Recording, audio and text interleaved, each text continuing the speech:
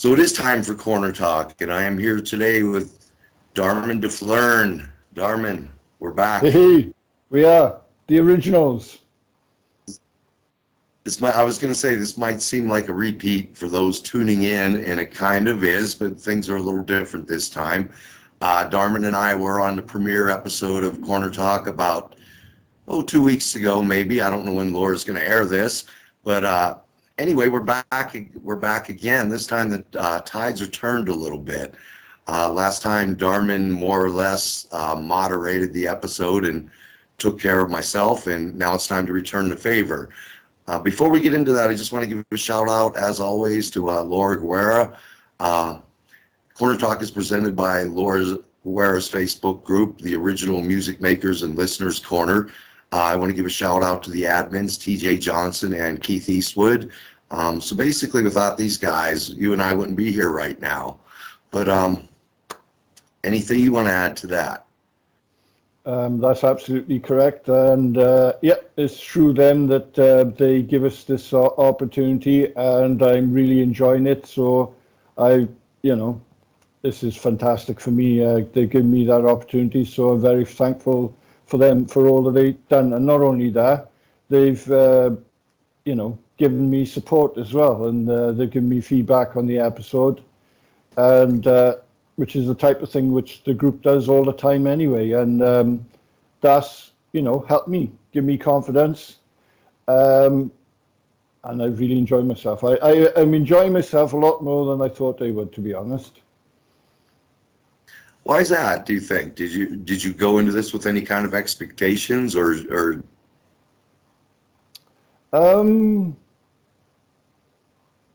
That's a good question. No, I didn't know how I didn't know how it would turn out. I didn't know how well I would do. I didn't know, because it's a brand new thing. It's like jump in the deep end and try and swim. And I've found out that I jumped in the deep end. Not only have I learned to swim, I've enjoyed myself doing it, type of thing. So obviously, especially the first episode, I was a bit of a bundle of nerves. The people I'm interviewing, I mean, I know you a bit, John, but not to the extent, you don't know what's going to happen. It's a sort of a live recording. I just really enjoyed it. I find it not only good as like a bonding type of thing with other, I found it fun as an enjoyable, and I found it really good as a sort of intellectual exercise as well. It's like trying to challenge myself to bring a sort of analysis to other people's work. I found that intellectually stimulating, to be honest. Good. Well, today we're going to analyze your stuff, and I want you to talk about some of these things. So let's just get right into it. Just a little background. When did you first get into music as a listener or fan or whatever you want to call it? Okay. If I want to sort of take a little bit step back from that, right? Because because I'm a bit of I'm an escapist. I'm especially when I was young. I'm someone who tries to live in an imaginary world as much as I could possibly do. So my first love is books. I like watching the movies. Like the music is a form of escapism. Later on, when I was older, I played computer games. So I suppose I was and I think part of that reason is because when I was young, I was partially deaf. So maybe my social skills at the time weren't the greatest. But I've always had a sort of vivid imagination, and I like to go places where I can read or listen to music or anything like that. That's always been is a huge part of who I am. And the reason I wanted to step back outside of music is because like the reading, the watching the movies, has all had a direct influence on my music. So obviously, when I was partially deaf, I didn't listen to a lot of music. But I remember the first time I sort of really sort of got into it was my grandparents bought me and my brother and I. They were like they looked like Fisher Price. I don't know if you know the kids thing called Fisher Price, but they look like Fisher Price turntables. And you could take off the top, you plug the top into the phono jacket, and then it was a proper turntable. It just looked really plasticky.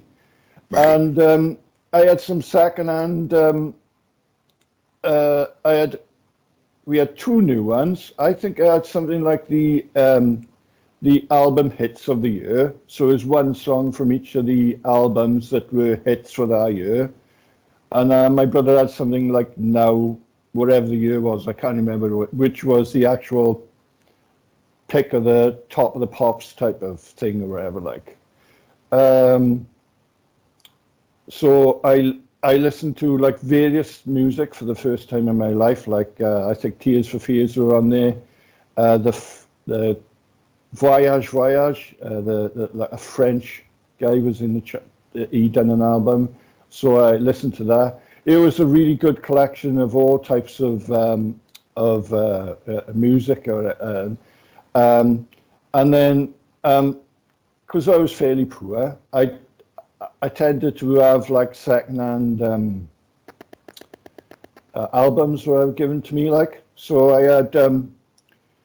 had the Grease album, but not sung by the original singers, because that was really weird to me. When I actually watched the movie years later, I was thinking, they sound so weird. It's because I was listening to these people who were doing the cover of all of them.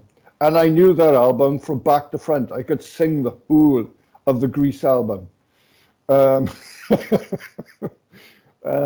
was introduced to some like, because I used to buy stuff from like jumble sales and things like that. I had like some really out there songs. Is a British female artist called Toya.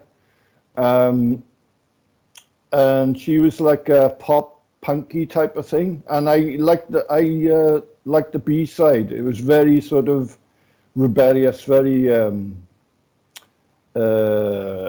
hit, that type of thing, that type of rhythm on delivery or whatever. So yeah, that's how I started basically that side of it, and watching movies. Some of the movies like Star Wars, that had a sort of major impact on me musically or whatever, like. And other movies where you had like later on in life you had things like It's a Kind of Magic album, which was for the Highlander movie. You know, those type of movies had a big impact on me as well. But going back, yeah, that was my first introduction, was like random music from anywhere, and sometimes not particularly good. I mean, a cover of a Grease album or whatever is not exactly premier sort of listening or anything. So a very eclectic range of music I listened to. That was when I was like, before I was a teenager, like. And that's actually what I was leading into, or my follow-up was going to be. So when you got into your teenage years, you know, pre-teens, early teens, that's kind of when everybody starts listening to music, not, you know, for the most part. Where did that morph into? Where did you go? What were the first, you know, bands that you started to get into that either your peers listened to or things that you just kind of discovered on your own? Okay, so in my early I'm Welsh. I live in Malaysia, but I'm Welsh. And I went initially to Welsh speaking schools. Now, there is a very sort of cultural, almost like a cultural imperative to listen to music. So like when I was in the infants and juniors, you had like the traditional, they do the traditional dances and that type of thing. They had what's called Eisteddfods, where they compete against, you compete against other schools, and then there's a big national one where the schools compete, and then there's an international one where like people from all over the world can compete or whatever. So that was like the other side of like a more traditional type of music or whatever. I listened to a great deal. And I remember going up to the piano in school and just listening to the tone of the piano. I just loved it. I would just press in 2-finger chords and I'll go into what I sort of become later on. So in a way, I got a schizophrenic relationship to music. I've got like a traditional thing that in my teens, going into that story, turned into like I asked my parents, could we have a piano? And I started learning on an upright acoustic piano in my early teen years. So there I got introduced into like small ditties and like the nursery rhymes you start off and that type of things.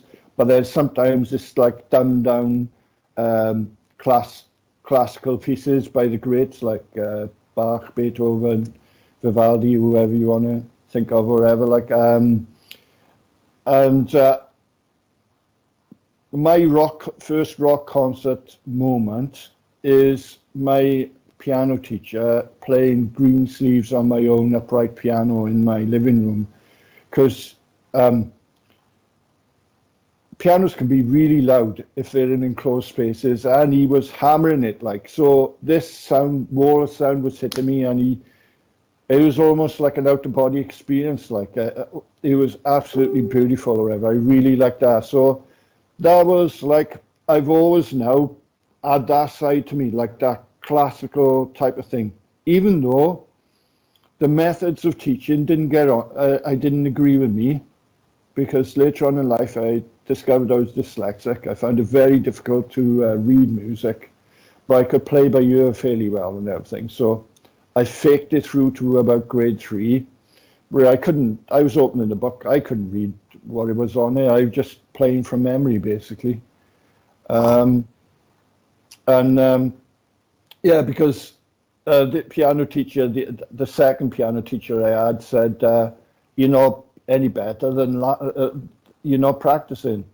But what it was, look, is I tried to process as much information I could, and then I play on the piano, so there wouldn't be that much of an improvement, because I was only taking in the information from listening to her play it, say, a couple of times, and then I'd practice a little bit and she'd correct me. So, yeah. So that's No, that's interesting. So, no, that's interesting. So you pretty much learned by ear in practice then, as opposed to, what you were saying, the traditional, reading and, that sort of thing. Yeah, I could never. I mean, like I could understand general concepts like bars and like a bit about timing. I learned a little bit of the sort of Italian, is it Italian or Latin? I can't remember. Like the staccato and so punch it up, make it soft, that type of thing. But the actual reading. Reading the music off the page, which is what you're supposed to be doing, is nothing I'd done. But what it done was it taught me discipline, and it taught me like all the stuff like the scales and the the exercises were very handy. Like, you know, they increased my hand coordination. And then when I would return later on, I used that foundation to build up my skills even further or whatever. Like, but that's jumping a little bit ahead. So that's like the classical side. That's like my sort of where I fell in love with the piano. I just absolutely love the piano sound. I think it's one of the most sophisticated instruments out there. Because when you think of, I don't anymore, but I always used to think, I look at those guitarists, like, you know, they're so, you know, you're very, you know, you got to tune your guitar every time. You can only play lead or rhythm, like, you know, whereas with the piano, you can play rhythm, you can play lead at the same time, or you can play a bass line and rhythm. Do you know what I mean? And you've got like 88 keys, you've got, you know, all those octaves to play within. You've got the thunderous sound of the bottom of the piano, and then you've got like the ethereal, like fairy, like twinkle toe top end of the piano or whatever, like, so, and the actual sound of the piano as well. Like, you just got your traditional upright, then that's different than your grand piano, which is different than your honky tonk piano, which is different to the jazz type of piano. Like, so, yeah, my love with the piano as a sound, and as an instrument, is always sort of, I'm very grateful for that period of time, even though I didn't take on what was traditionally thought that I should do, like. So going from the piano, were you listening to any, you mentioned the classical, etc. Were you listening to any of those things that you mentioned earlier, like say rock or jazz or, you know, anything? Right. So so that was like my home life, if you like, right? That's the thing that was for me. And I'd go to my piano teacher, or I'd go to an examiner, and it was like a very private experience or whatever. I didn't really sort of tell anyone I was playing the piano or anything. And it wasn't anything like, I think, I'm not going to tell anyone I'm playing the piano because I'm going to get beat up or anything like that. I was just, I don't know why, it was it's just like a private type of thing. Like, on the other side then, when I went into the first, I think it's the first or second year, the comprehensive, we had a American wave of music coming over, called rap and hip hop for the first time. It was when the hip hop was at its height, and you had people doing like break dancing. You had kids in classrooms clearing the chairs and the tables, and they would do like the swan dive into the caterpillar. You know, when the teacher would leave the room, they'd literally do that. They'd literally clear the desks out of the way, and people would be diving on the floor doing that backwards or whatever. I wasn't athletic enough to do that type of thing to that type of music, but I remember watching on TV this one where they were doing scratching, and I think I mentioned it in our interview, where like you had these like robot legs going kicking, and they were going back in time to the scratch. So I wasn't athletic to do the hip hop or breakdancing, but what I did do was robotics. And what you could do is with robotics is you could use the scratch to stutter how you move. So you depend. So if it's a long scratch, you do a long move, and then you do this type of thing. So I did do robotics, and I had like a crowd of people watching me do that. Now, whether they thought was this idiot doing, or whether they were impressed with what I'm doing, I don't know, because I was so up for that, is I was going to do it in our, like Eisteddfod for the Welsh School. I was going to actually perform I bought like this robot mask thing, like a helmet, cheap helmet thing with like this robot thing, and I was gonna give her a go, like in a concert or whatever. But I moved to the English school before that happened, and that was like a big culture shock because the English schools obviously just speak in English, and is a completely different culture. So the traditional sort of Welsh type of music and the way people listen to music in the Welsh school was completely different to the way that the English kids used to listen. Like when I went into the English school, a guy came up to me, he said, "Are you a new romantic or a futurist?" And I just looked at him stupid. What are you talking about? Like, I had no idea. Like, so in the English school, that's where I was introduced to like the synth pop and that type of music. I didn't fit in anywhere really, though, until I met a guy in the changing rooms who, what they do, like we all had school uniforms. So like as a sort of sign of rebellion, kids would wear like t-shirts of their favorite bands underneath their white shirt.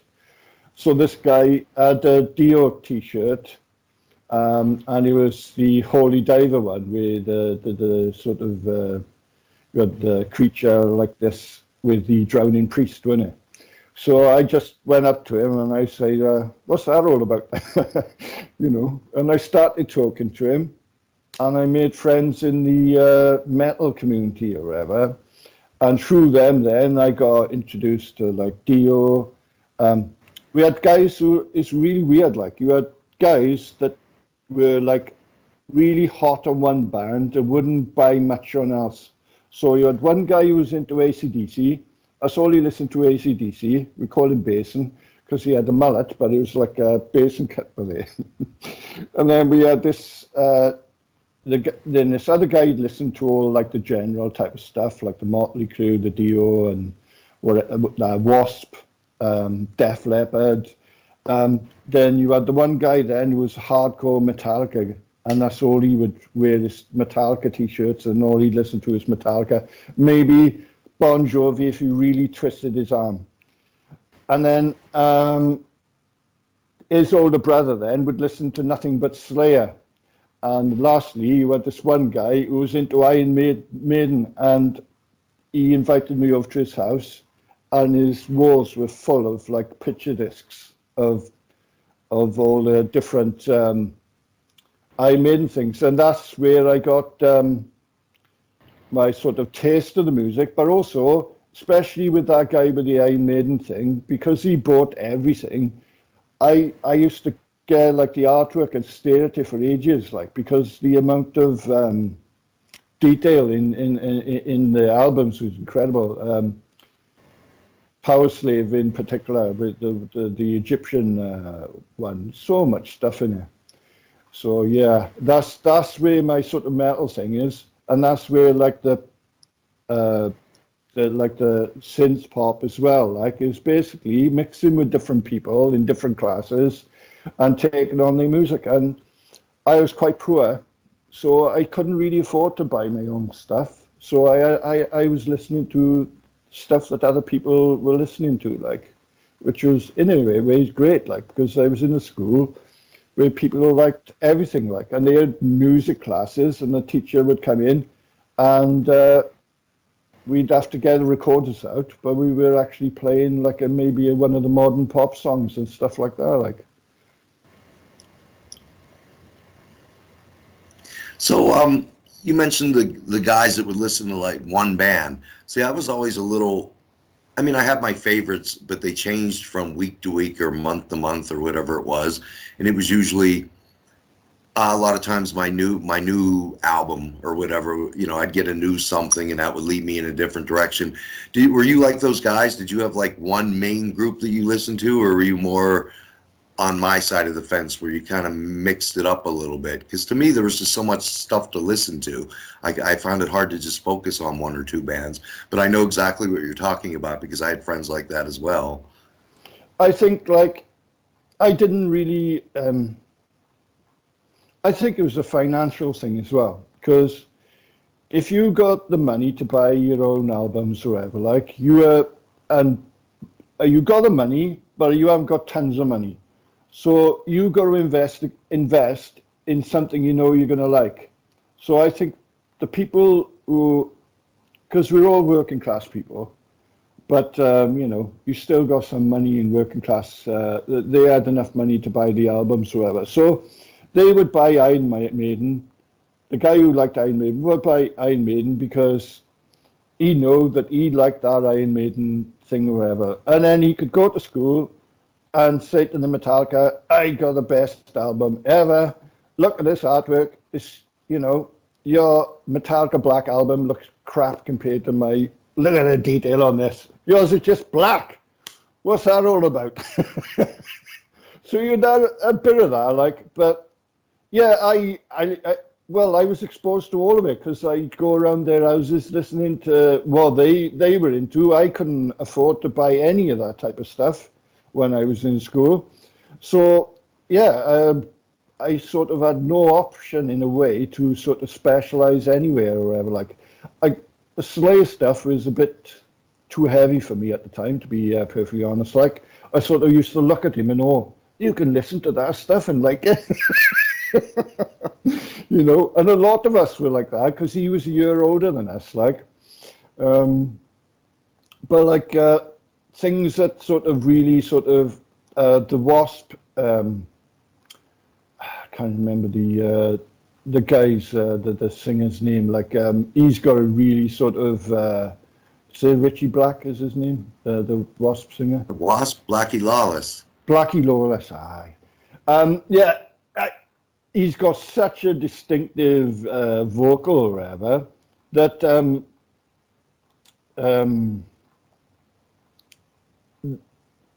it sort of hit me. Like it was something that really hit me. And then the same with when I heard Def Leppard Hysteria. Like I'd never heard anything like that before, because they use like samples and effects, and that's nothing like I have heard from any other bands. Like they were superb musicians and singers or whatever, but they didn't use like they like told a story with like God's War. They'd have like bombs going off and all that type of thing, and yeah, so that really sort of hit me. But I will go back a little bit and mention that my cousin was a guitarist. He had a Flying V, and he was in the group, and he was a massive fan of Judas Priest. He's older than me, so he liked more like the maybe more your era, like the Thin Lizzy and all that type of thing, and the Judas Priest and everything. And I would go up to his house, and I put the same album on every time I was in his house, and that was Saxon Wheels of Steel. So he eventually gave me that album or whatever. So yeah, I did have a bit of a, if I had any type of allegiance whatsoever to any metal band, it would be Saxon Wheels of Steel, because that's the only metal album I had.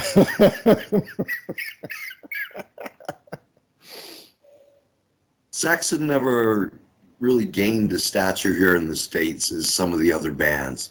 And going back to your Wasp, I think it was 11th grade in high school, so mid 80s. I went through a big Wasp phase. I don't remember who discovered it first, but somebody in the neighborhood came around with a Wasp album or a cassette, and we all started listening to it. And at the time, they were just starting to catch on in the States, and a lot of the kids actually thought they were a band from the UK or something, because it seemed like Twisted Sister was another one. It seemed like some of these bands would break first in the UK, and then the US radio stations, etc., would start picking up on them. So initially, we thought some of these guys were actually from the UK. Come to find out later that they were, obviously, American bands here in the States. You said the piano was kind of a home thing. During this time phrase, were you going home after hanging out with your friends and playing on your piano? I think like towards the sort of when I was in the English school, I started dropping off. I didn't really consider myself a musician at all, really, to be perfectly honest. Like I I enjoyed it, I enjoyed the sound, but I wasn't getting very far. Maybe because I couldn't read music and everything. There's a limit to the amount of. I mean, unless you're like a, you know, you've got to have a real talent to be able to listen to complex music and be able to replicate that on the piano. And I didn't have that level of talent or whatever. Like I had the level of talent to bluff my way up to grade 3. Maybe I could have gone a little bit further, but um, I played for about I had 2 music teachers. I think I played for about 3 or 4 years. And then by the time we were getting towards the end of the comprehensive, I dropped it really. So why don't we take a break here and go into some music? Okay. So we have Snowden, I believe, which is that correct? Yeah, it's called Snowden, and I said that you give me 3 songs that, oh, you chose 3 songs, yeah, Right. and I said it's weird that you picked those songs. I could tell you why for the first one is because that is the very first tune that I ever created. Remember I said when I was in the junior school, and I went up to the piano and I started punching in 2-finger chords. That 2-finger chords morphed into this song at a later stage. Let's go ahead and listen to it, and then we'll talk about it. That sounds good.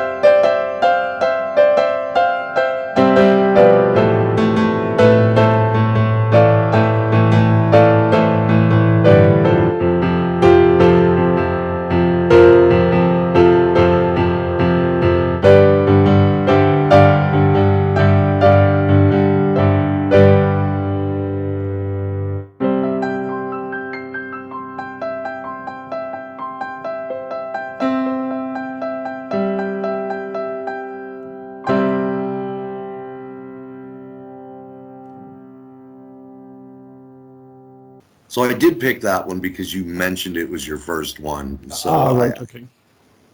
I wanted to maybe see show a progression of sorts, throughout the course of the evening here, and also that was pretty good for a first write. And even if it wasn't, which a lot of people, their first year or two, or however long we struggle with what we do because we're not as proficient or confident yet. So that, like I said, for a first outing, that was actually really spectacular. On top of that, like I said, even if the songs aren't as good in the beginning, they're special because they're the earliest ones, and they're the ones that kind of start this whole thing. So why don't you tell me about Snowden a little bit? Yeah, sorry for jumping the gun. No. No, you're fine. So the part where I start doing the chords is a more sophisticated version of my two-finger chords from when I was a kid playing that, right? Then, like when I said I was 16, I actually sort of come up with the rest of the sort of melody based around the chord progression I'd done as a kid or whatever. And then I think I recorded that 9 years ago. I maybe added a little bit to it, but not too much, however, because that's been around for so long.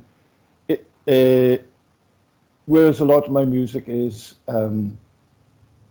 especially my classical music, is basically is 80% between 100 to 80% improvised. Like so, basically, I'd have to relearn the song to be able to play it or whatever, because it's one and done type of thing. But with this one, I can play that tune anytime I want. It's sort of seared into my brain.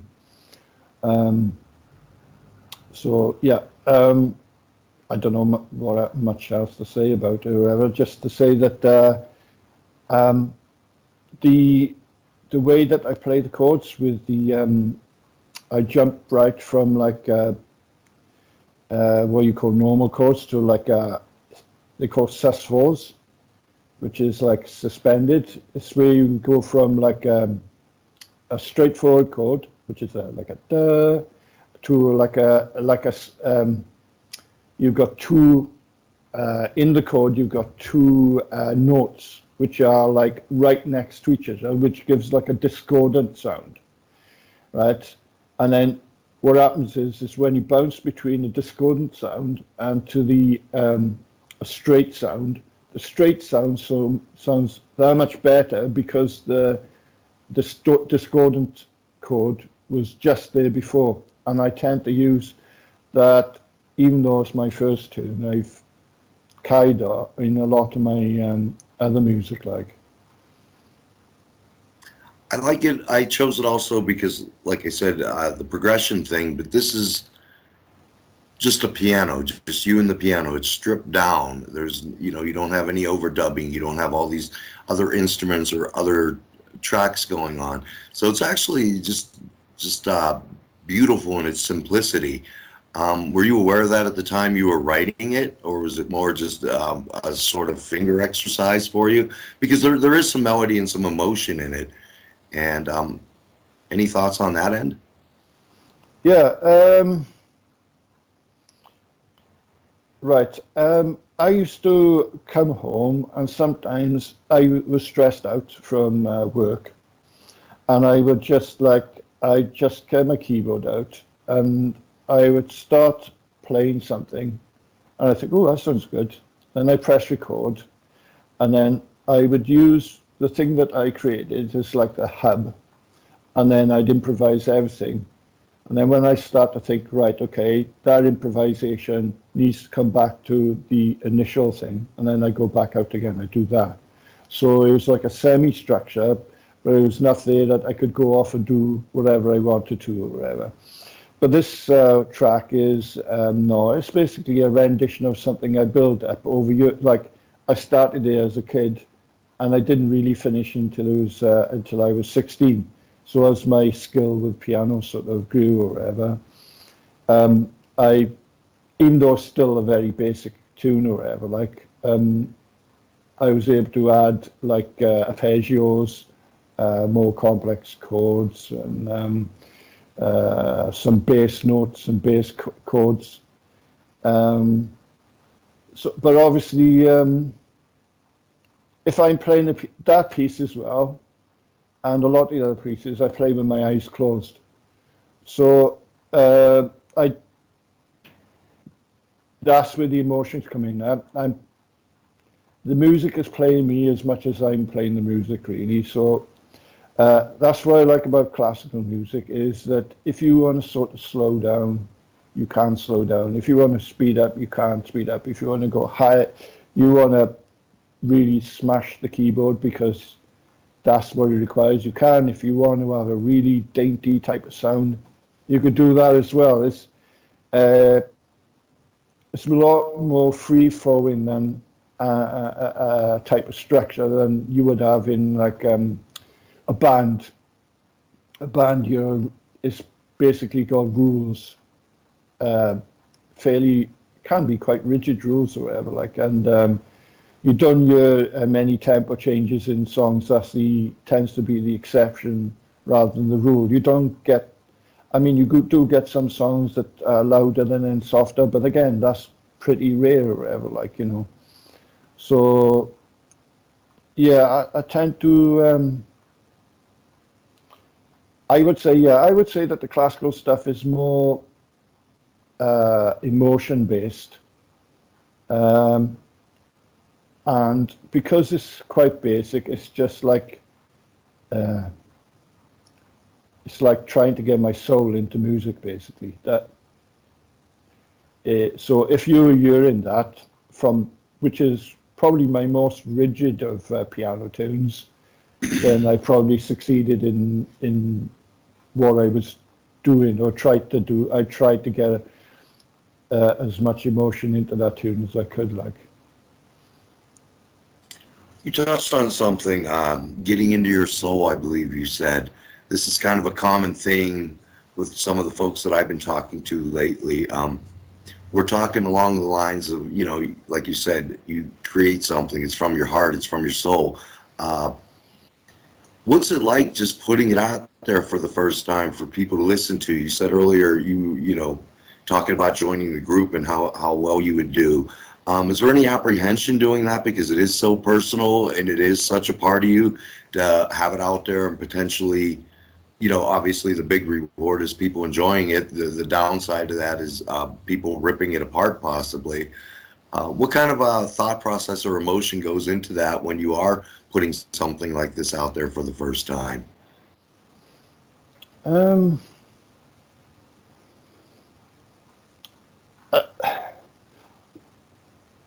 I think I'll have to sort of slightly avoid. I'm sorry, like I know that you were sort of the conductor of the interview or whatever, but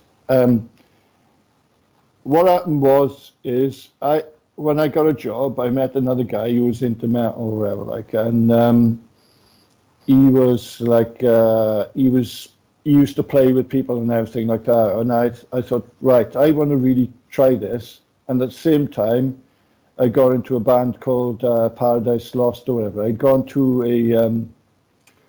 a grunge. I can't remember the name of the band, regrettably. Ready to Go is a famous song. So Saffron's the singer. I can't remember the name of the band. Anyway, so I was watching that, and I talked to someone in that concert, and I said, I want something like quite goth or whatever. You got any suggestions? And he suggested Paradise Lost and Typo Negative or whatever. So I listened to Typo Negative. So remember, I wasn't doing anything with music from the age of, say, 16 to the age of 24. I wasn't doing any of my own music. I didn't have no keyboards, no pianos. And I heard this Paradise Lost. And for the first time, I heard like something that was revolutionary to me, where they were playing like pianos in with the intro to the goth song was like a piano, like. And I thought, oh wow, that's awesome. And they were playing all these minor chords. I said, how does he do that? My brother had like this really dinky toy thing that my fingers were, I guess, trying to play it because it was child size, the keys or whatever. And I sussed it out, how he was playing it. I thought, oh, this is great. So I went down, so I was in work. I put myself in debt by buying the best keyboard I could, like the most expensive one in the shop. No, I played it. I thought, yeah, I'm gonna buy this because it's so expensive. I'd be an idiot not to play it. And I didn't want to be turned off by like a average type of keyboard that I'm just gonna throw away. I thought I'm gonna invest money in it and make sure I invest time. And I started playing the Paradise Lost bit and everything. So I thought I was talking to this guy in work, and I said I want a band. So what was happening is I created a band called Terrorin. I just desperately tried to grab anyone I could, basically. And parallel to that, then Darmin De'flern is a pen name, obviously. Darmin De'flern is the classical guy. He's the guy who plays all this piano stuff. I've done like flute stuff on the keyboard, string type of stuff and everything like that. So while I was going on the one side, on the other side, I was creating a goth, it's like a goth, bit of punk, bit of rock, bit of metal. We were like practicing for a year or whatever, like, and at the time I was talking to my friend, one of the guys called Rob Taylor, who's my guitarist, rhythm guitarist, and he said, why don't you get your music out on mp3.com? So, he said, you can make money that way. I said, oh, all right, I'll give it a go, like.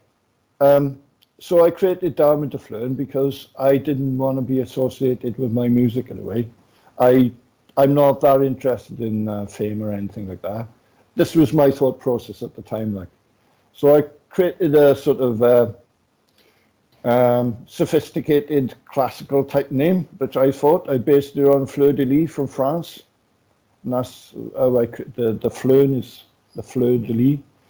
And I created Darmin De as like a French type of affectation. And I started releasing my stuff. I recorded to Q-Basic Lite, I think it was, and I put it on mp3.com. And I was doing well, even though it was all classical type of stuff. I was getting, I seemed to be battling with this other guy called Bardavili. And me and I would have a lifelong friendship because I say, hey, I'm beating you this week. And he'd be saying, hey, I beat you this week. And I've had a sort of lifelong, well, not friendships, but he's an acquaintance that I've never stopped talking to and communicated to. And he did sing on one of my songs for me. One of the songs I sort of created as Darmin De'flern rather than as the group.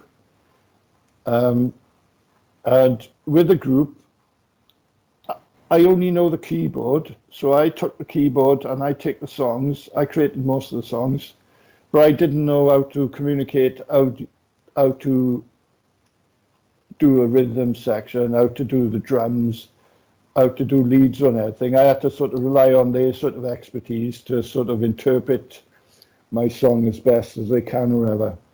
But yeah, the feedback was excellent. I managed to get 1066, managed to get to 86 in the, so basically you were two different charts. You had the UK, you had the local chart, which was Cardiff, which is the capital city of Wales.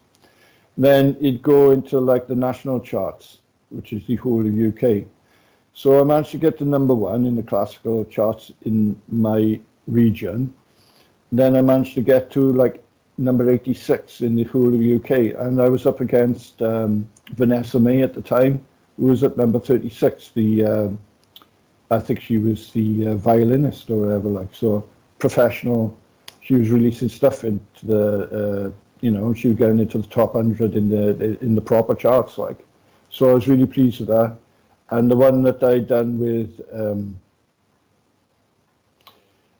the Bard of Ely, Steve, the one that I done with him got into the #1 in the all formats charts and love charts in the nationals, and it got into #4 in the whole of UK for the love chart. So even though I think my production values was absolutely terrible at the time, it done well, and I didn't.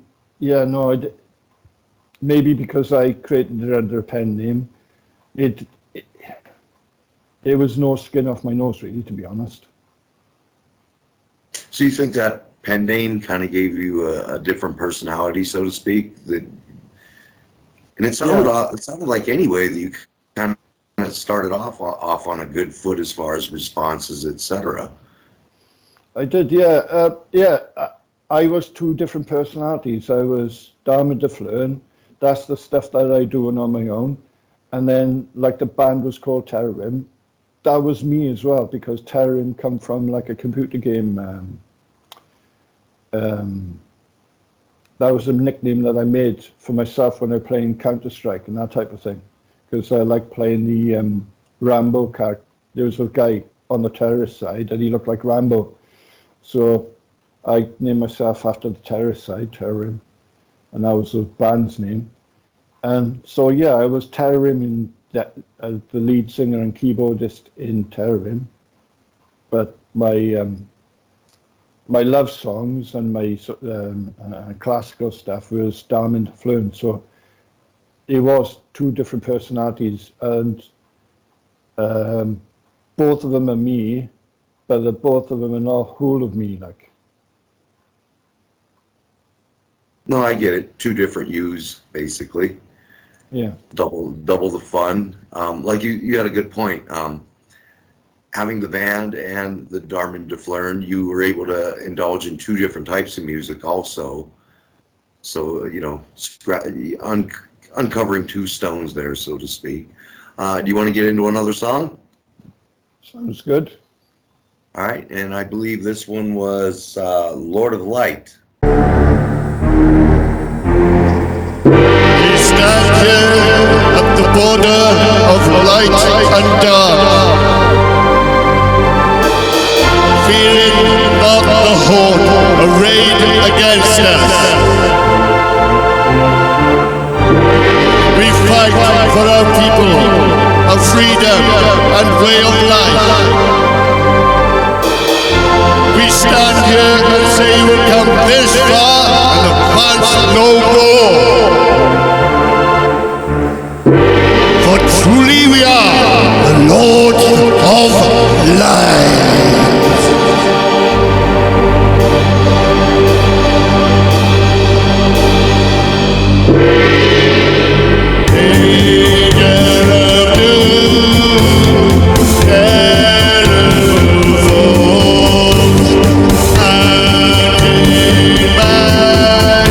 We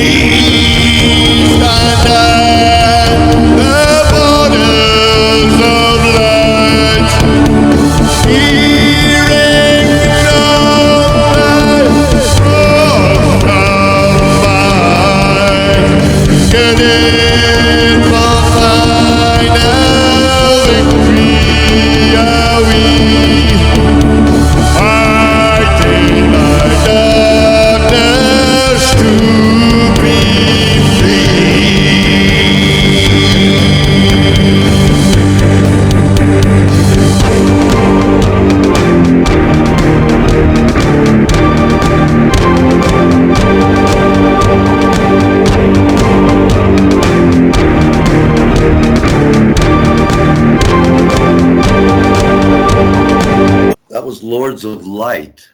So, Lords of Light, was that a Terrorin song, or is that a Darmin De'flern song? And I saw a little of both in there. I'm under the impression, I believe I saw somewhere when I was doing some pre-research on this, that there are several versions of this song floating around. Yeah, so that's one of the weird things, like when you pick this song. So this is the first as well. So this was the first song that I ever wrote for Terrorin. And actually, I think it might have been my first song ever. I think it was my first, song that, whereas all my other stuff had been instrumental, and I'd gone from classical, I'd done some strings, a flute, and then I started doing a bit of electronica, like Euro dance and that type of thing.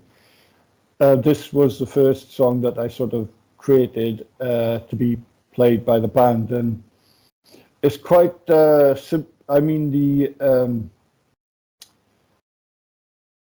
this one is like my sort of version, like not the band's version. The band's version was, we had a superb guitarist called John Ballistic.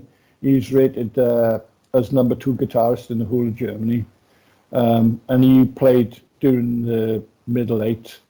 I couldn't do that any type of justice whatsoever, like, so the bridge part or the instrumental part, I sort of redone or whatever. Like, it was obviously a lot more heavy. Like, you had like a live drummer, then you had like the bass player, you had John would play rhythm as well, so you had 2 rhythm guitars going. And my sort of pitch to the band is that I wanted like a wall of sound type of thing, but like Pink Floyd type of thing, where the band would be the front part, and I would sort of fill the spaces with my like keyboards. Now and again, like, I take a front stage with like intros and everything, but my stuff was just to give something a bit different than other bands. And as I said, I like that wall of sound type of concept or whatever. So yeah, this is like when I started to create it, right, this time around. I done that bit. So, like there's like a general giving like a speech at the beginning. I did that, like that monologue on the other one. And it was just me and the keyboard. But what I thought I'd do this time, to switch it up a bit, I thought I'd make it a bit more epic. And I added like the orchestral cymbals and the big gong and everything, try and make it sound epic. And I think that's what led me to think of there's like a reprise or like a mini bridge where you got a dee. And I tried to make that sound. That was like just a transition for the band, but I sort of created that as like like a military epic type of sound there, and then replaced like the lead guitar bit with like almost like a Game of Thrones type of sound. But I thought, I wonder if it'd work. Put in like they're ready for this battle or whatever, and they'd have a battle chant ready for this onslaught. And this song was created because I listened to a dark metal band.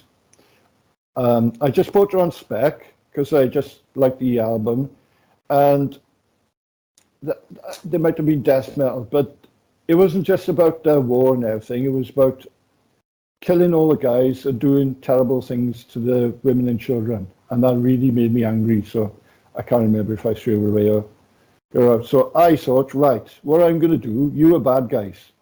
There's no excuse for that type of thing. I'm going to create an opposing army to stop you doing these terrible things. So Lords of Light was an answer to another album that I heard and made me angry, basically. So I created Lords of Light to oppose. Do you remember the other album? No. I can't remember.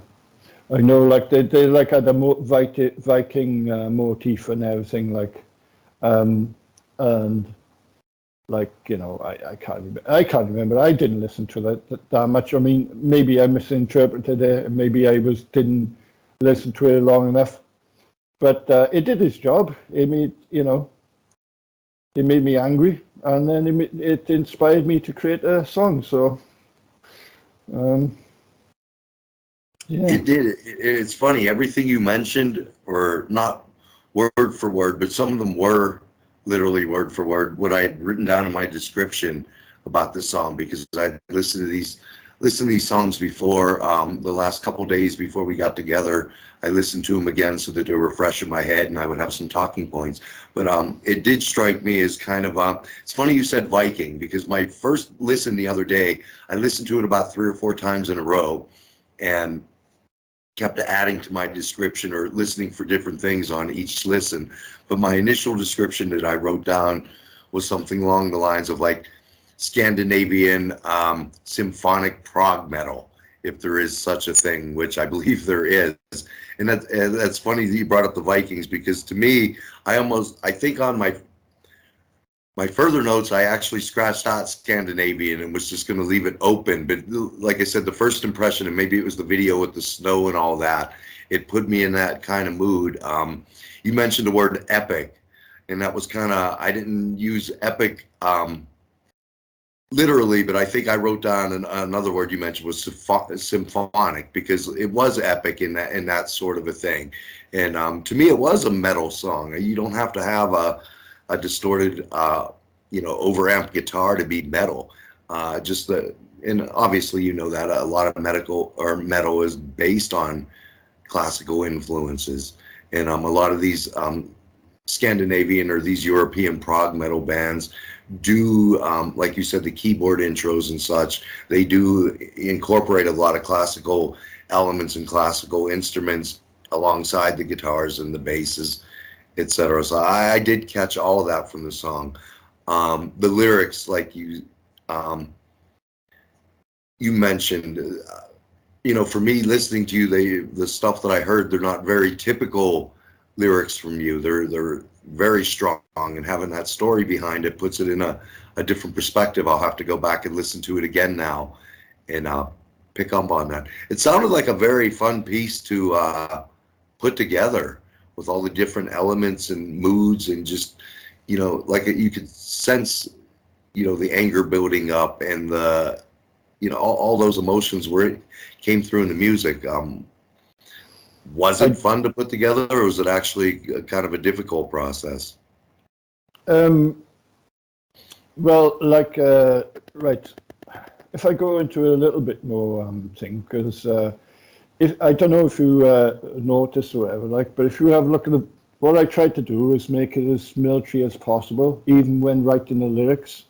So if you have a look at the lyrics, what I tried to do, and this is what I try to do sometimes, is because I used to write a lot of poetry and lyrics before I wrote the song, right? So what this was supposed to do is try to represent the military as best as can. So the way I done it was 2 words, 2 words, 2 words, 2 words, 2 words, 2 words. Now, I failed at that sometimes, because you got to do an and or an or to link those two. But as much as I could, like a left, right, or a boom, boom. So the lyrics were supposed to represent the military. The talk at the beginning was the guy exhorting his troops. The chant, again, is like the ready for the thing. And you're correct in I actually go into my really sort of hard, graspy, growly bit when I go to the boiling hate type of thing. I really growl that out or whatever, because we're not going to let you get any further, it's over our dead bodies, basically. And it was a simple song, but I sort of create this one. I had a huge amount of fun. Getting to your question, a very long type of way around, because I didn't I sort of reinterpreted my own song, basically. This isn't the original Lords of Light. Lords of Light, I mean, they got the same chord structure, same lyrics and everything, but it's a complete reinterpretation of the way that the band played it. Like, Was the band version more? Because, like I said, this is heavy on its own. Was it more in that actual traditional heavy metal vein? yeah, you still had the that my keyboard refrain there, but yeah, you know, you can imagine like the you had like two guitars chugging away, yeah, so it was like and because the lyrics lend itself to it, so that's the way the vocals. It's very sort of syncopated, like. So yeah, it was quite less prog, more metal, I think. Still not. It wasn't thrash metal, but it was like I would say it was just. It was in that metal range. Too heavy to be rock, too light to be thrash, basically. For those that don't know, you do your own videos, etc. You're a photographer, videographer, several things in addition to being a musician. In fact, if I didn't mention at the beginning of the show, Darmin created that Corner Talk intro music and video. So you dabble in a lot of different things besides the music, and you tie them all together. I've seen your things on Facebook with you, experimenting with your new cameras and going on scenic adventures and filming them. Why don't you tell us about that a little bit? Okay, so initially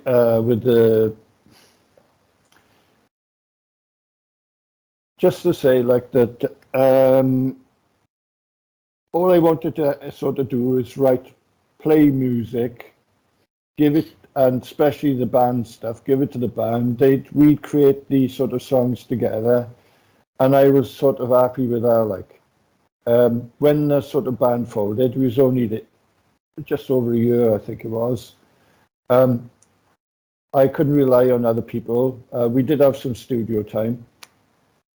I couldn't afford to go to a studio or wherever, like. So I had to learn how to do everything myself, like. So initially, I used my keyboard. I'm in the keyboard accompaniments. I'd buy like arrangers. So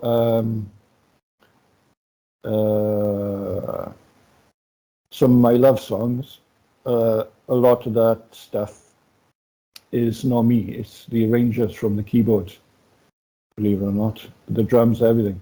So the only thing that I'm doing is playing like the acoustic guitar on a keyboard. That was like 10 years ago, like, because I couldn't play anything else. I could only play piano, but I wanted to create a song. So my advice for people, if you want to create a song, is get a keyboard with an arranger. That's sort of that's a good place to start, in my opinion, because you got drums there, you got different instruments backing you up and everything. You can learn how to sort of construct a song in that way. So I had to do all that type of thing. And then once you got onto YouTube, obviously that's a visual medium. So I had a small camcorder at the start, and I just put it there, recorded me talking, and recorded me playing the keyboard. Although it was recorded live, I bounced of the microphone on the camcorder is absolutely rubbish. So to get the quality of that piano piece, I recorded the tune on the piano, on the keyboard, at the same time as the visuals were recording. And then it was just a matter of then trying to match up, so when I was pressing the keys, that's when the sound came. And that was really difficult, actually, trying to, because you're going fast, trying to get it so that it's exactly right. And I never didn't know anything about video editing. Was a frustrating experience, to be honest. Then my other one, then I sort of created, so they were the instrumental. And then I sort of graduated to like, I created a song, like a metal song about a computer game. And I'm really proud of that one because it was the first, I bought Rocksmith and I taught myself how to play the bass and a little bit how to play the guitar. So it was the first one where I'm singing and playing the bass and I'm playing the guitar. And I got a loop of what's called a spider jam. So I had a guy playing air drums because I didn't want to pretend that I was actually the drummer, basically. So that was a load of fun making that one.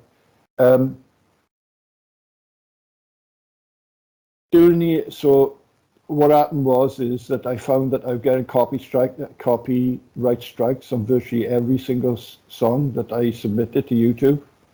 So I stopped about 9 years ago. I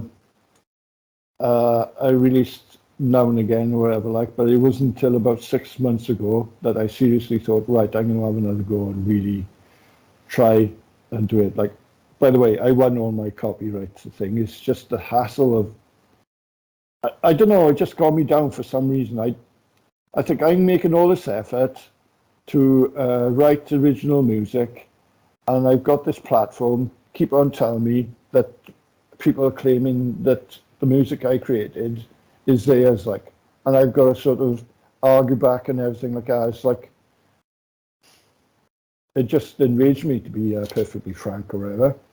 So when I came back then, I discovered technology had moved on, and you've got these people who are like professional photographers and videographers, and this you can pay, or there's one called pexels.com, which I'll give a shout out because I use them so much. They're royalty-free stock footage, and I fell in love with using them to tell a story. And I never realized that how important the video is. And sometimes I can tell a story with the video that either complements or adds to the music that I'm creating, like, and the more I've done it, the more I really enjoy it, like, and I built this process where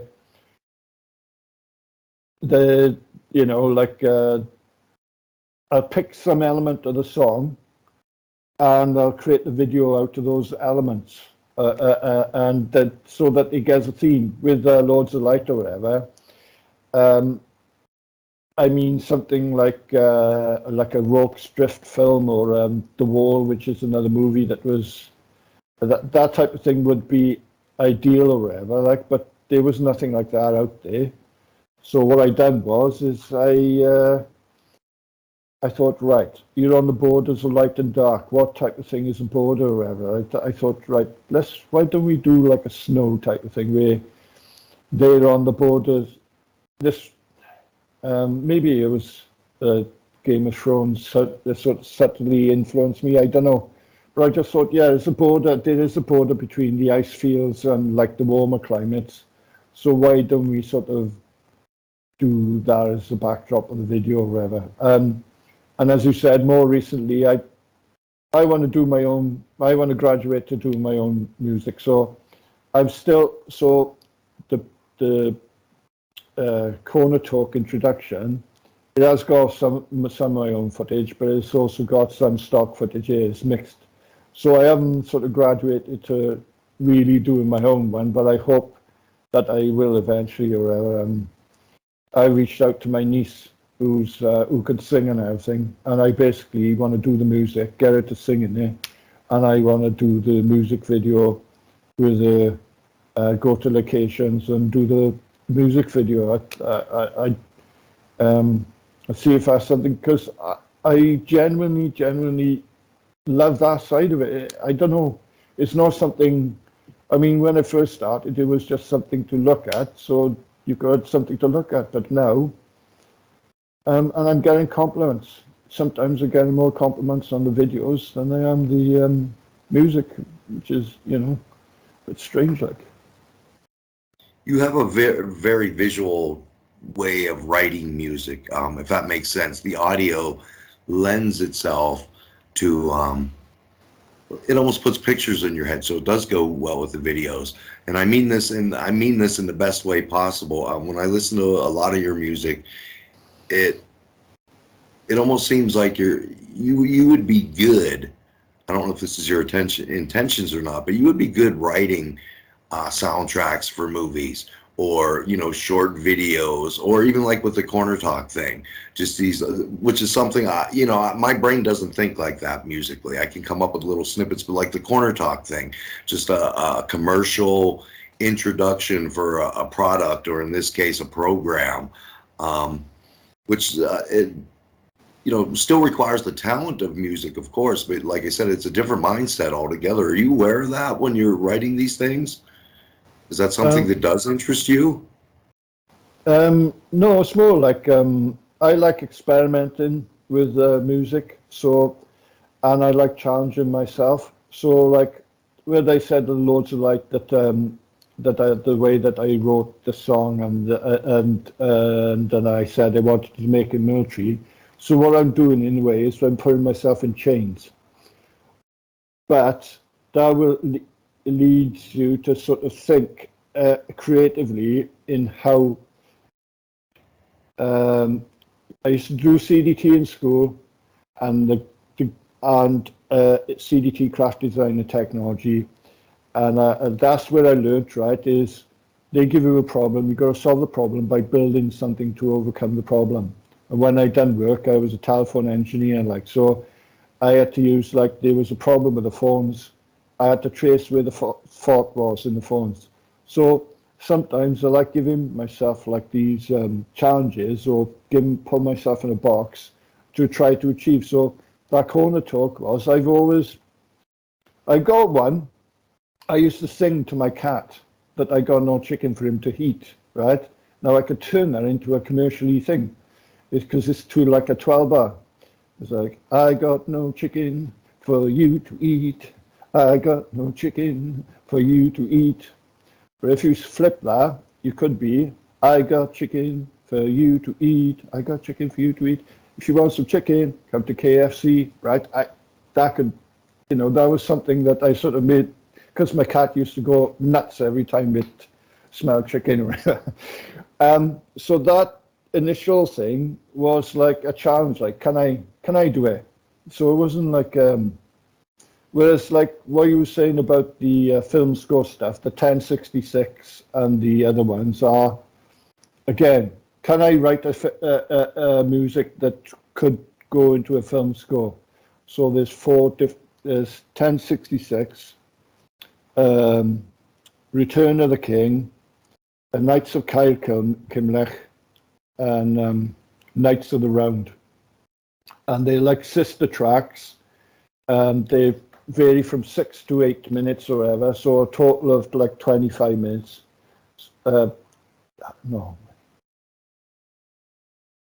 30 odd minutes, which they're all different, but they're all like use the same instrumentation and everything, so they could easily be used as a film soundtrack or something like that. So I am aware of it. I didn't realize that that's what you thought about my other music, but some of my music was can I do this?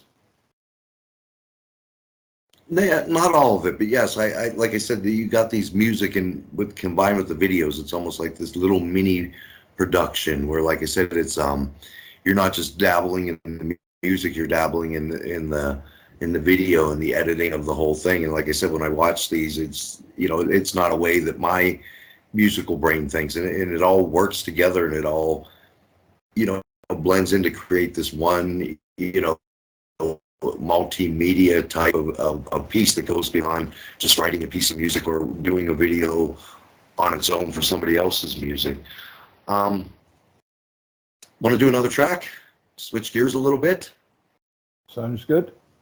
This is the last one that I chose. I actually had them in a different order, but you put them in chronological order. We'll play this track, and I'll let you know one of the reasons why I kind of focused on this one. This track is called The Silence Game. Is that correct? That's correct. All right, The Silence Game.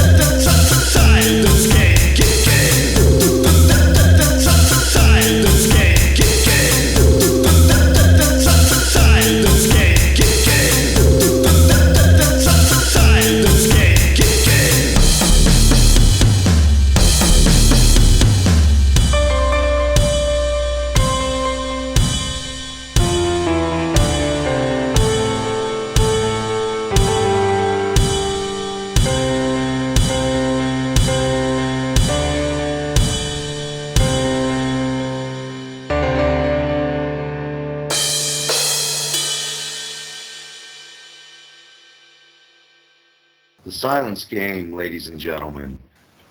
I noticed that this track was credited to a DJ, Darmin De'flern.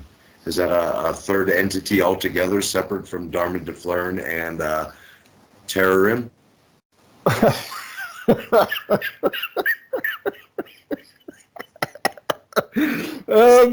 Yeah, I just like having a bit of fun.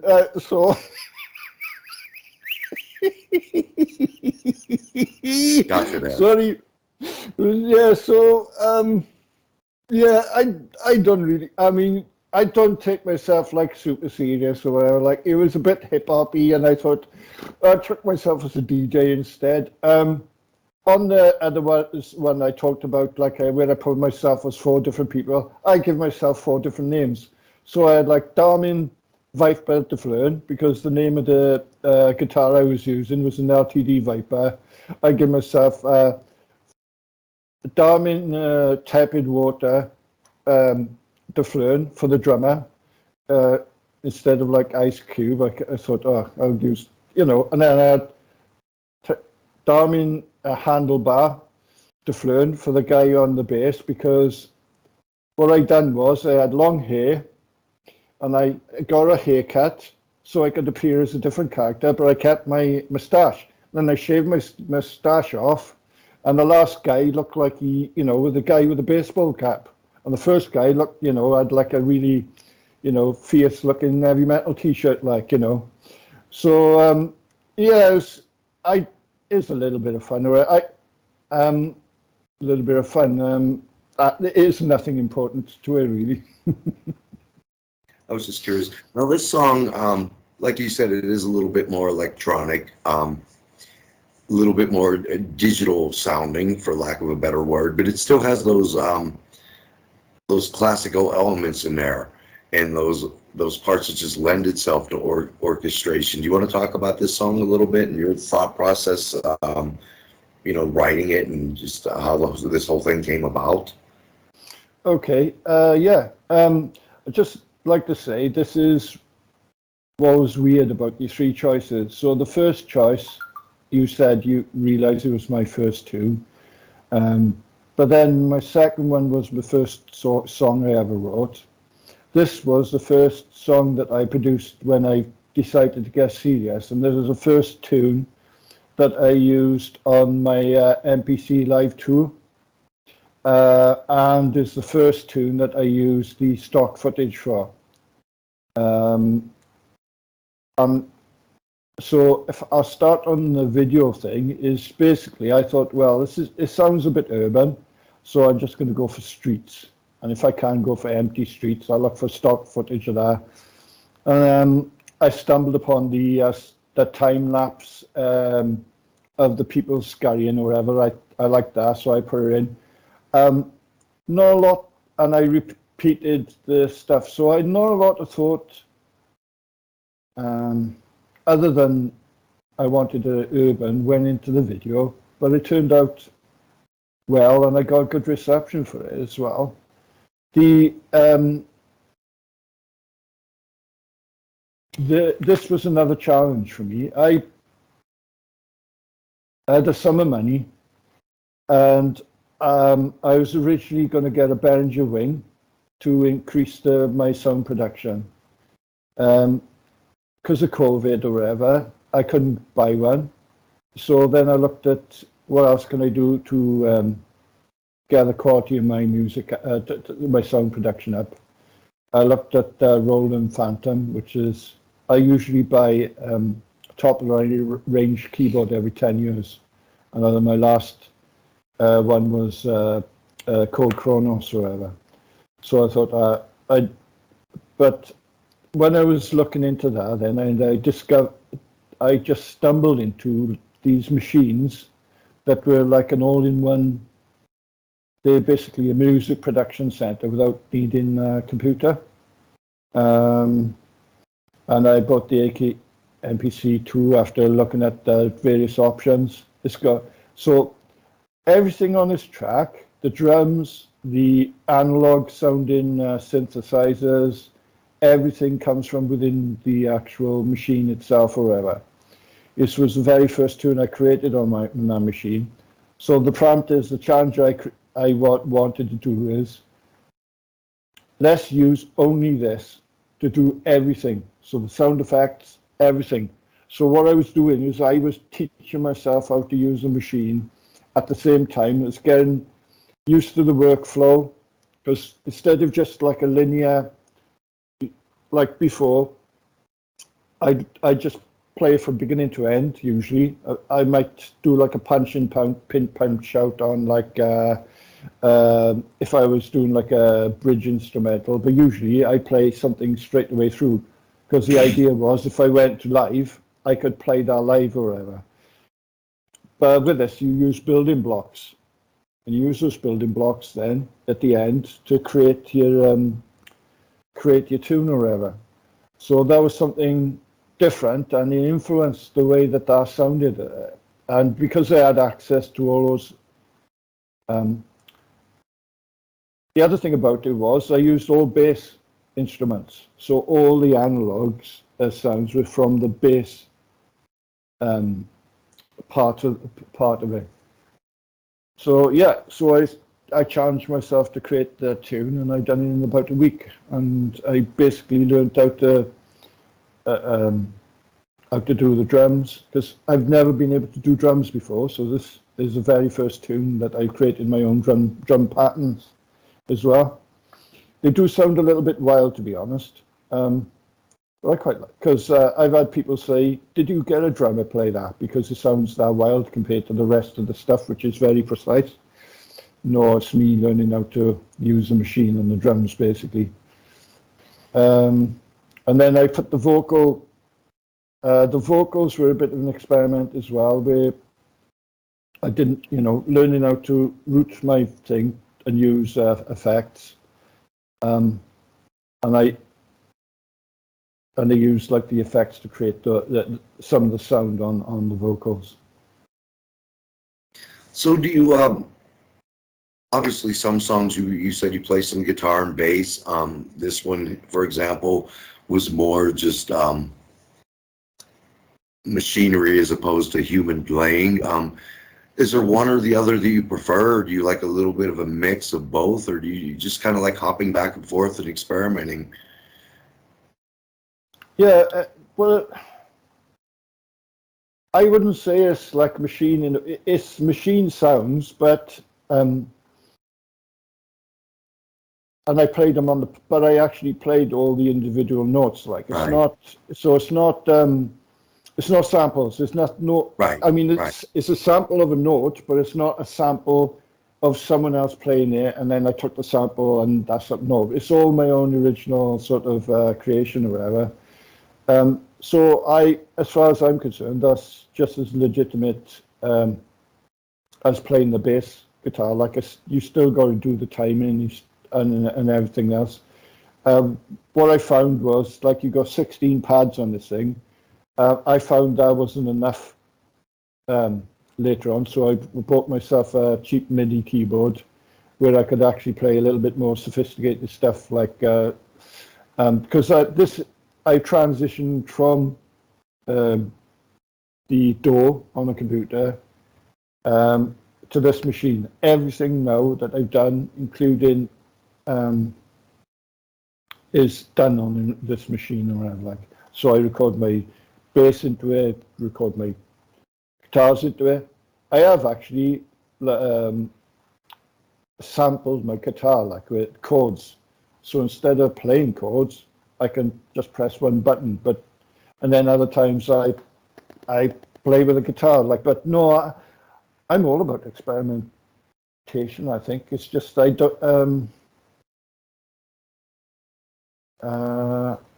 It's more a gradual sort of process or whatever. Like I sort of, like I said when I was interviewing you, it's like all my songs are building blocks, and like when I do one song, I might get some sort of idea what I want to do with the next song, and it sort of keeps on building. I'm learning how to use the machine at the same time as producing the music, like. And I've had it for 6 months, and I've created the most amount of songs I ever had. It just works for me. It's absolutely brilliant. Yeah.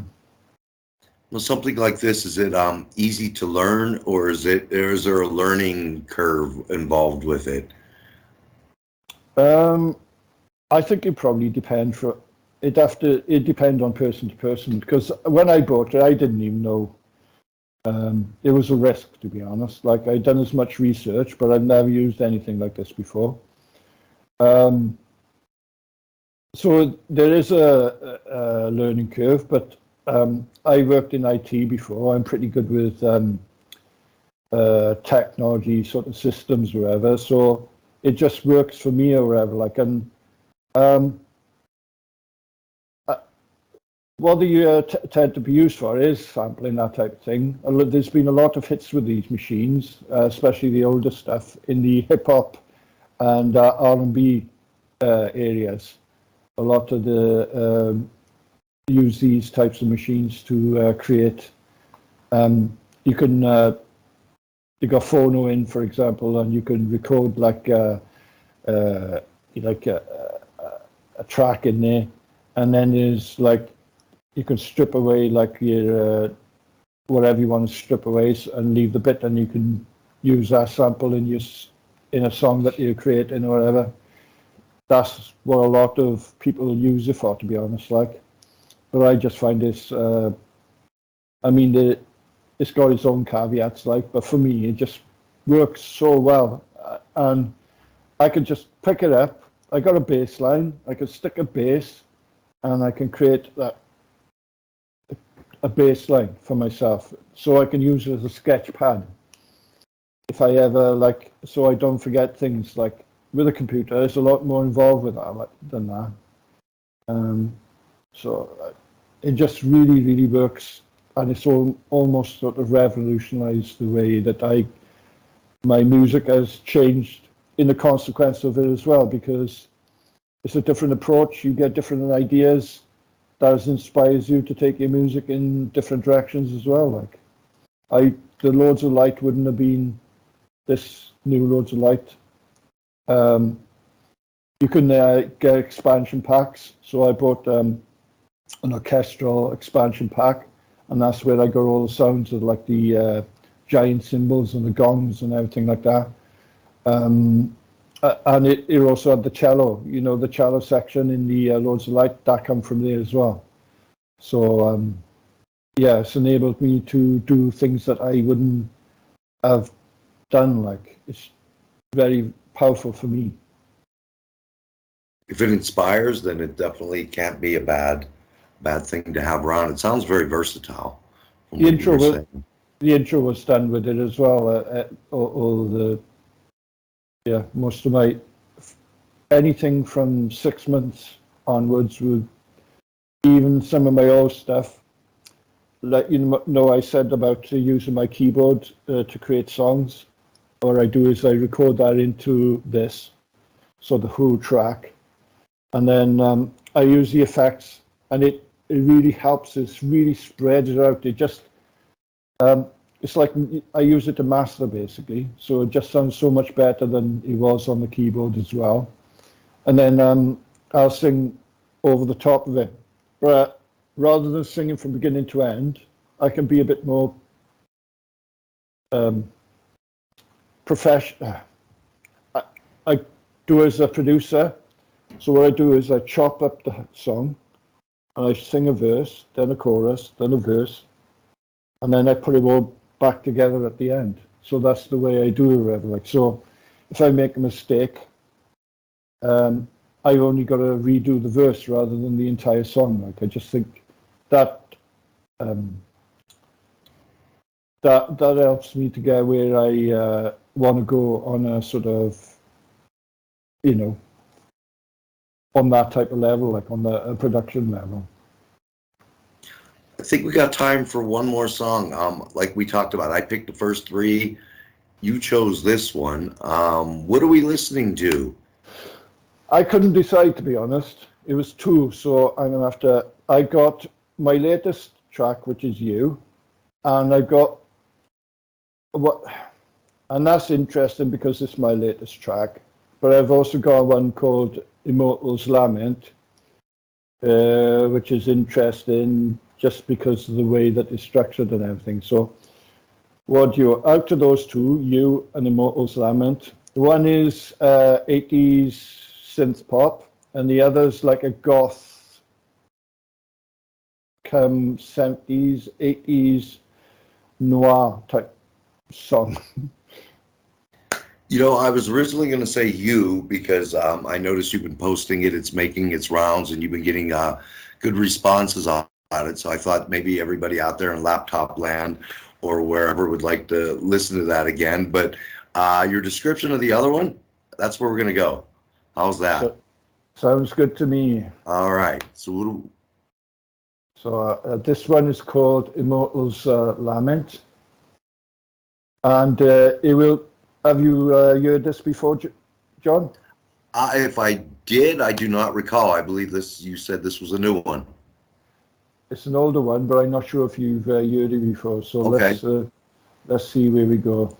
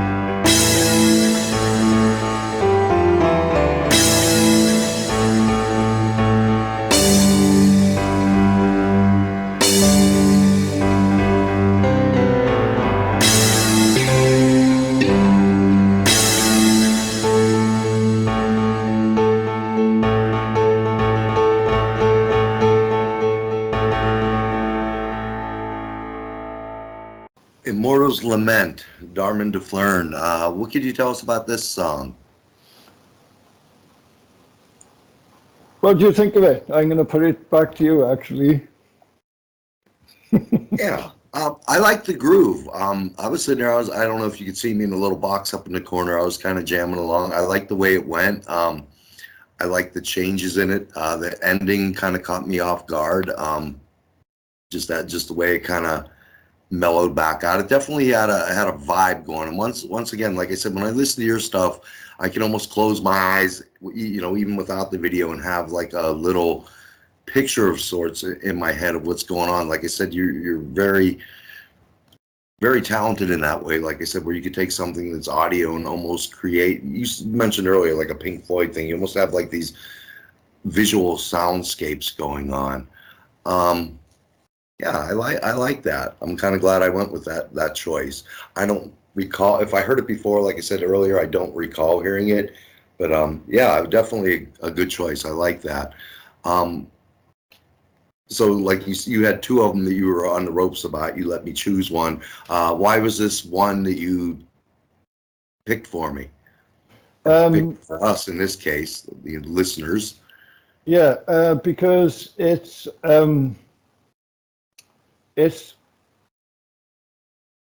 I think it's like my Pulp Fiction of songs or whatever, and I don't mean it in.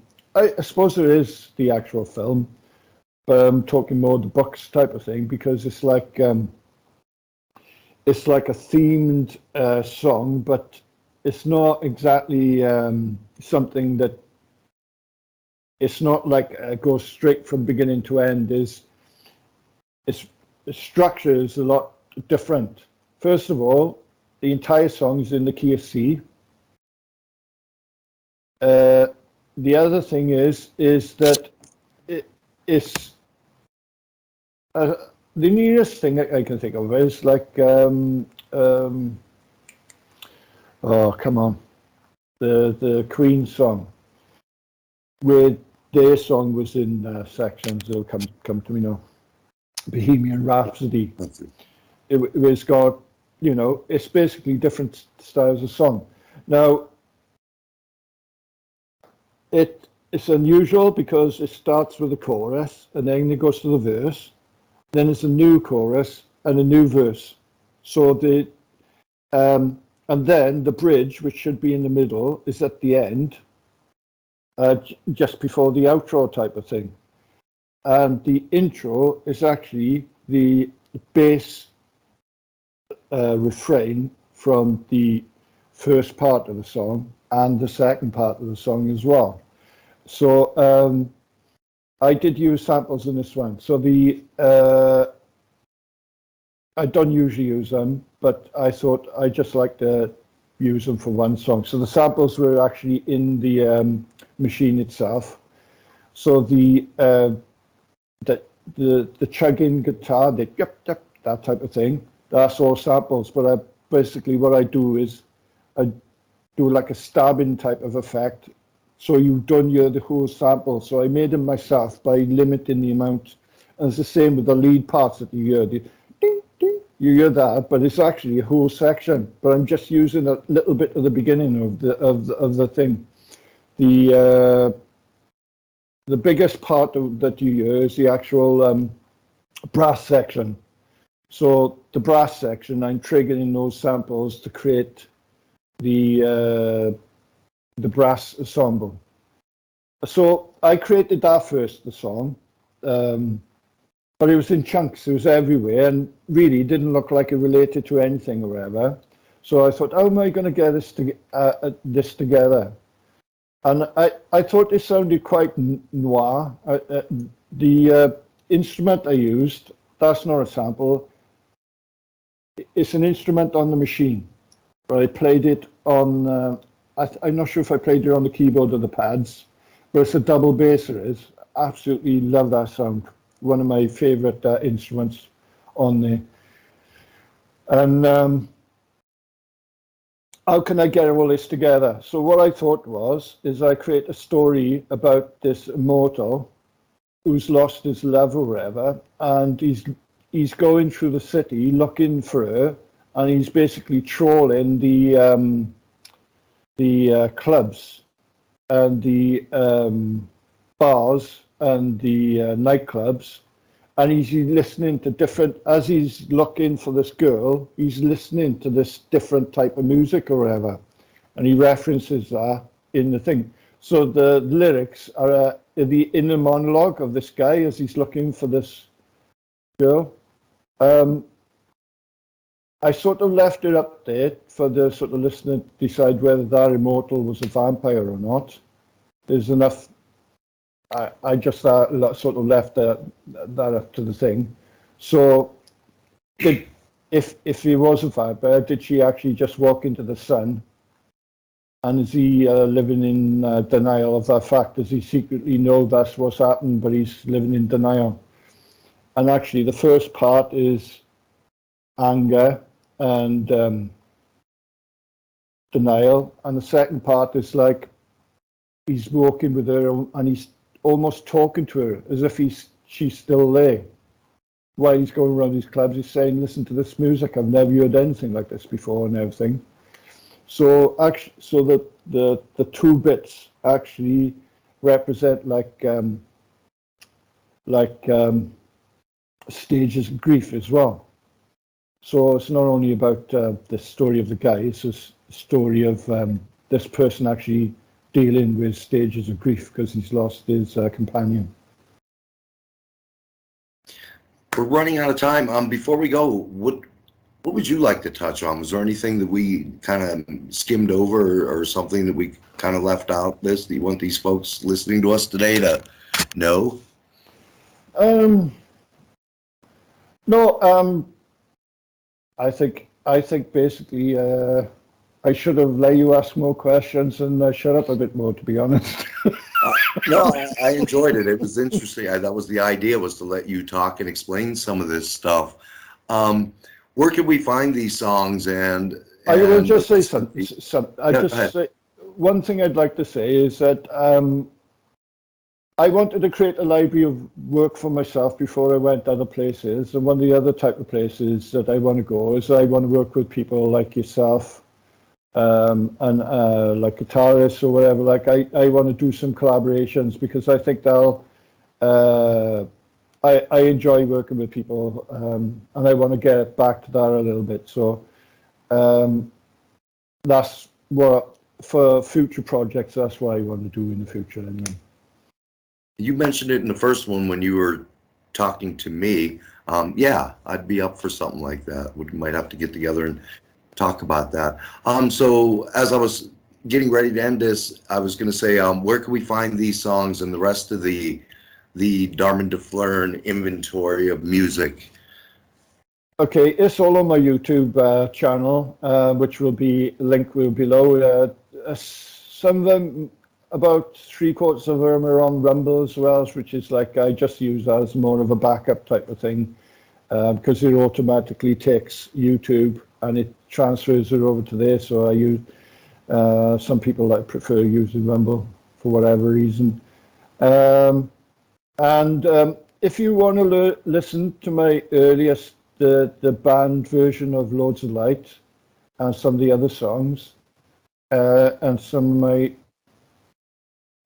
earlier production values, which isn't great to be honest. I have got some stuff on SoundCloud or whatever.